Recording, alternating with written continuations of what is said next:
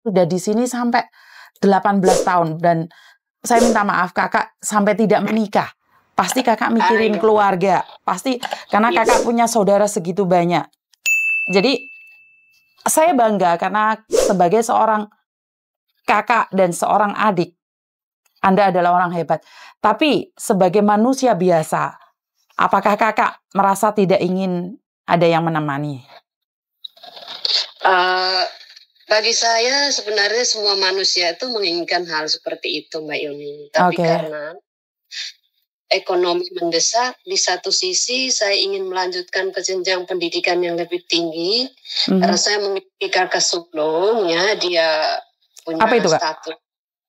Dia statusnya kakak sulung saya itu dia seorang PNS.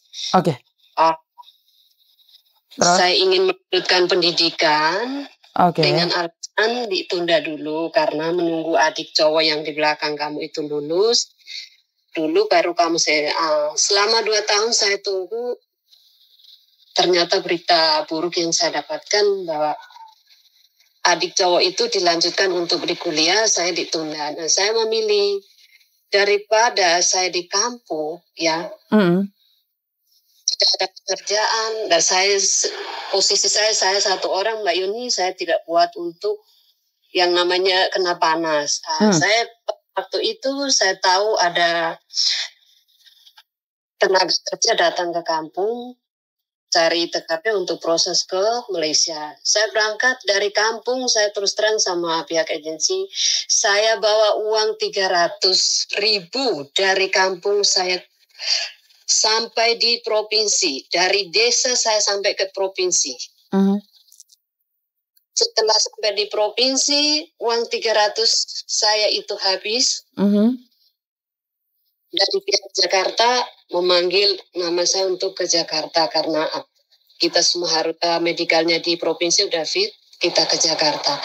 Sampai dalam kapal laut, semua teman-teman saya makan mewah belanja, saya hanya bisa melihat karena uang 300 sudah habis di provinsi.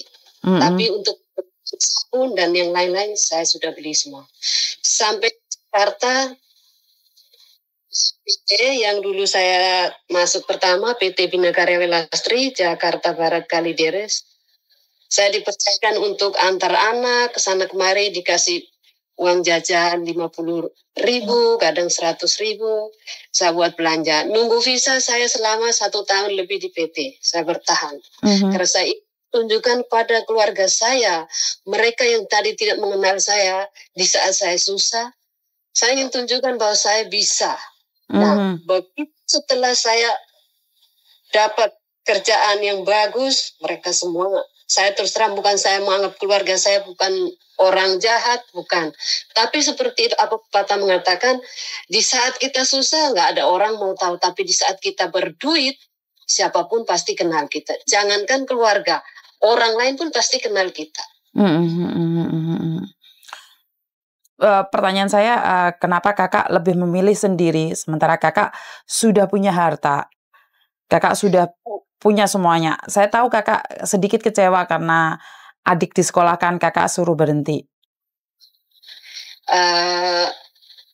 Saya memilih untuk tidak memilih seorang pasangan karena bukan saya tidak mampu atau semua orang sih menginginkan, tapi karena satu sisi mungkin ini jalan hidup saya yang saya inginkan. Di satu sisi kalau mau dibilang usia juga kita bukan masih kepala 3 lagi ya Mbak Yuni.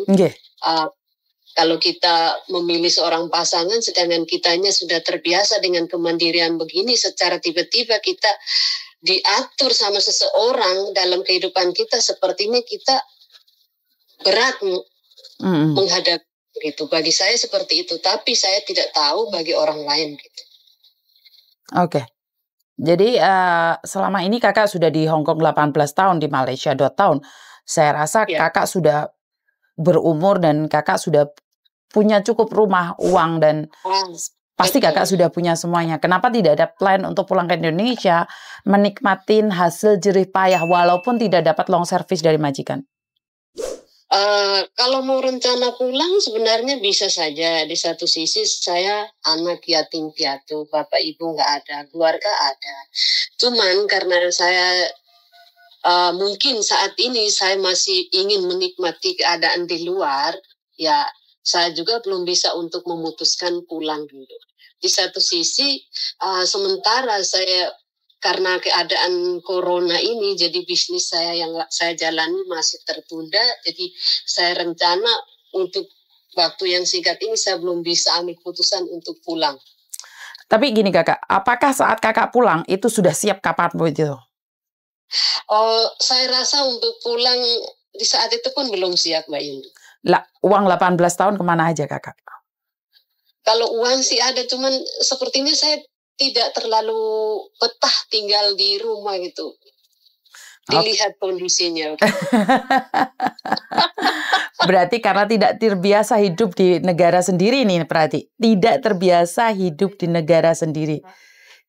Benar tidak? Iya, betul sekali. Memang sih kalau dibilang Hong Kong tidak seindah foto profil, tapi setiap manusia itu mempunyai jalan hidup dan rezeki itu sudah ditakdirkan sama Yang Kuasa. Betul. Jadi intinya kakak tetap bersyukur apapun keadaannya walaupun harus sendiri sampai saat ini. Pertanyaannya, selama kakak bekerja di sini, apakah kakak membuang terlalu banyak uang buat keluarga atau seadanya saja atau gimana? Kalau selama saya kerja di sini, saya membuang untuk kebutuhan keluarga Indonesia sama sekali hanya untuk orang tua. Kalau untuk keluarga yang lain, sekedar saja jika saya ada kelebihan rezeki, saya kasih, itu pun nggak setiap bulan. Oh bagus, berarti kakak bisa memanage uang sendiri ya? Jadi tidak seperti anak-anak yang lain, semua uang dikirimkan sama saudara yang menikah, sama yang ini, sama yang itu. Jadi kakak punya plan sendiri atas diri kakak? Saya tidak. Saya punya ATM sendiri, malah saya tabung sendiri, nama saya sendiri. Oke, berarti apakah kakak punya utang bank? Saya tidak punya di sini, Mbak. Kenapa kakak tidak tergiur dengan utang bank? Saya merasa rezeki yang saya dapatkan udah bersyukur. Saya utang juga mau buat apa? Rumah udah ada, saya tabungan udah ada, saya cari uang untuk diri saya sendiri gitu. Jadi mau utang bank juga mau buat apa gitu aja. Itu karena sampean single mungkin? Karena Anda tidak menikah? Tidak, bukan begitu. Okay. Saya punya prinsip. Karena kita utang bank itu bisa saja Mbak dapatnya banyak. Tapi saat gajian nanti membaginya belum jajan, belum bayar utang. Oke, bagus. Itu saya punya prinsip. Bagus. Selama kerja di Hong Kong, pernah Kak merasa kecewa dengan keluarga yang ada di Indonesia? Saya kalau merasa kecewa sama keluarga yang di Indonesia, sebenarnya ya tadi awal poin itu aja yang saya... Karena yang satunya sekolah, tidak sekolah, selebihnya tidak ya kakak ya? Ya itu aja. Karena saya bersyukur sekali Tuhan memberkati keluargamu dan juga kesehatanmu. Karena gimana pun sampai saat ini saya rasa kakak banyak syukurnya. Amin. Karena sampai sekarang pun keluarga tidak merepotkan, tidak minta ini, minta itu. Jadi saya saat ini adalah mencari orang-orang yang seperti ini kakak. Karena yang curhat sama saya itu semuanya tentang mengeluh. Jadi sebenarnya saya ingin mencari orang-orang yang punya poin bagus gitu loh. Jadi tidak semua yang bekerja di Hong Kong punya utang. Tidak semua orang yang bekerja di Hong Kong itu nakal. Jadi saya dapat poin dari kakak sendiri. Saya tahu pembelajaran yang bagus dari kakak adalah bersabar, bersyukur, dan berterima kasih atas keadaan. Benar nggak kakak? Iya, betul sekali Mbak. Ya, itu aja doa dari saya. Tuhan memberkati.